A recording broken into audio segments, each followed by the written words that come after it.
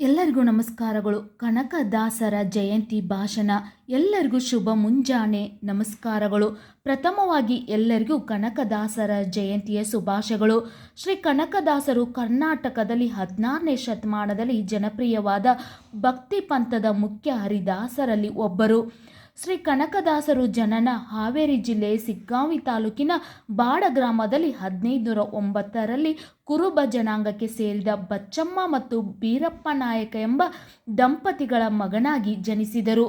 ಶ್ರೀ ಕನಕದಾಸರು ಬರೀ ಕುರುಬ ಜಾತಿಗೆ ಸೀಮಿತವಾದ ಭಕ್ತರಲ್ಲ, ಎಲ್ಲ ಜಾತಿಗಳಿಗೂ ಬೇಕಾದವರು. 15 ಮತ್ತು 16ನೇ ಶತಮಾನದಲ್ಲಿ ಜಾತಿ ವ್ಯವಸ್ಥೆ ಬಗ್ಗೆ ಸಮರ ಸಾರಿದ ಭಕ್ತ ಎಂದರೆ ಕನಕದಾಸರು ಎಂದರೆ ತಪ್ಪಾಗಲಾರದು. ಕನಕದಾಸರು ಅನೇಕ ಕೀರ್ತನೆಗಳನ್ನು ರಚಿಸಿದ್ದಾರೆ. ಕನಕದಾಸರ ಕೀರ್ತನೆಗಳು, ಸುಳಾದಿಗಳು, ಉಗಾಭೋಗಗಳು ಕನ್ನಡ ಸಾಹಿತ್ಯ ಲೋಕಕ್ಕೆ ಅರ್ಪಿಸಿರುವುದಲ್ಲದೆ ಸಂಗೀತ ಪ್ರಪಂಚಕ್ಕೆ ತನ್ನದೇ ಆದಂಥ ಕೊಡುಗೆಯನ್ನು ನೀಡಿದ್ದಾರೆ. ಕನಕದಾಸರ ಕೀರ್ತನೆಗಳ ಅಂಕಿತನಾಮ ಕಾಗಿನಲ್ಲಿ ಆದಿಕೇಶವರಾಯ.